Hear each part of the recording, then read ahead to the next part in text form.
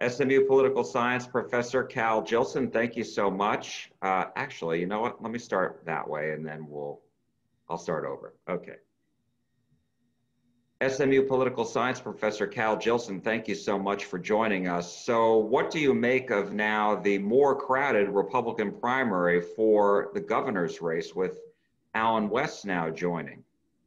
Yeah, I think the race isn't quite as crowded as it looks because Greg Abbott is still a popular governor. He won his first statewide race in 1996. This will be his 8th. So he's got a lot of experience, tremendous fundraising. He's got maybe $40 million in the bank and a full-blown campaign apparatus with volunteers. And so I think he's the prohibitive favorite.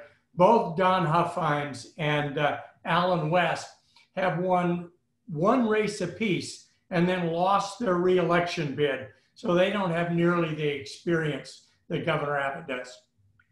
So let me ask you, why do you think that we have two now, major challengers to the governor who, as you said, remains popular, remains very well funded, and even after Donald Trump gave him a very strong endorsement?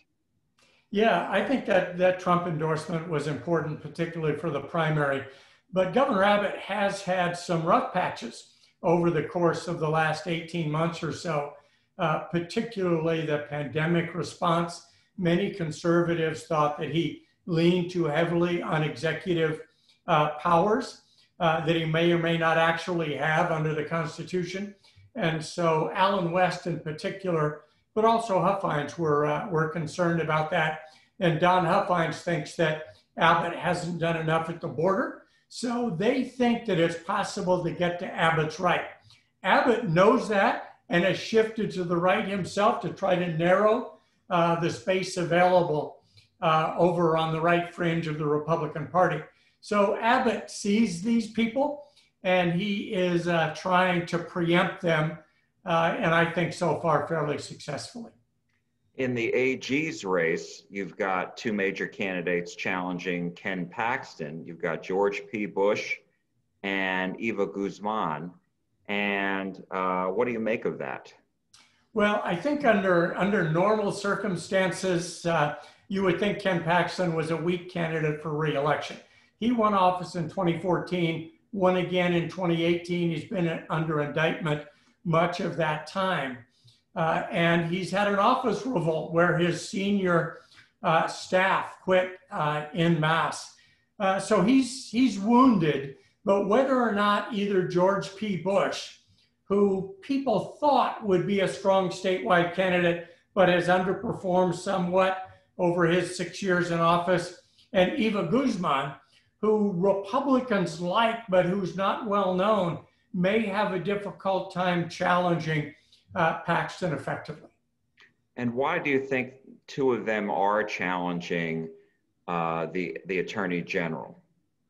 Well, because they know that various legal and judicial authorities have a bead on Paxton. And should one of them nail him and he be crippled, if not go down, have to resign, they want to be there in order to take his place, at least in the Republican primary. So there's no question that Ken Paxton is vulnerable.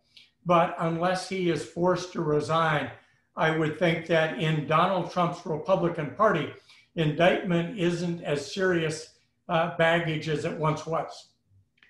And why are so many Republicans? Is there a general theme as to why a lot of Republicans are running? I mean, is it because the midterms, the 2022 midterms, will likely be good for the party because Joe Biden is now in the White House and they get to run against him?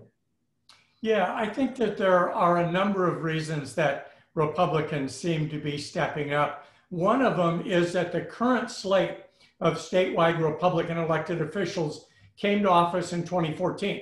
They had a re-election in 2018, all of them successfully. And so if you've been waiting for a chance to move up off of the Supreme Court or out of a lower level statewide office, you are getting antsy because you don't see those offices, governor, lieutenant governor, opening up. And so if you see a vulnerability, as you do with Ken Paxton, this might seem like the time to go, now or never. And what do you make of the fact that no major Democrat has announced that they are running for governor? When I spoke with Beto O'Rourke last month, he, basically was non-committal and said he thought whoever the Democrats would put up would be a strong candidate. Yeah. Yeah, I think if that were true, they'd be coming out of the woodwork to run for office. But I think the fact that Democrats had a very good election in 2018 gave them some confidence that was taken away by poor Democrat performances in 2020. And in a midterm election where the out party at the national level usually does well, Democrats don't like their chances in 2022. And so they're reluctant to step forward. That's particularly the case with Beto O'Rourke. He has lost 2 high-profile races in the last couple of years, and 3 strikes and you're out. If he were to lose another one so quickly, it would be hard for him to come back at a later date and try a 4th bite at the apple. And my last question to you is this prospect of actor Matthew McConaughey. First, he was slightly ahead of Governor Abbott. Now he's slightly below Governor Abbott in the latest Dallas Morning News UT Tyler poll. What do you make of this whole notion of Matthew McConaughey, who says he's considering it, a run for the governorship? Yeah, I think this fades. As you suggested, the polling a couple of months ago had him up as much as 20 points over Abbott. The most recent poll has them within a point of each other. And as voters begin to go from, oh, wouldn't that be interesting, to who's my guy, I think that guy is Abbott. And whether McConaughey runs, if he runs as a Republican, he's got no chance.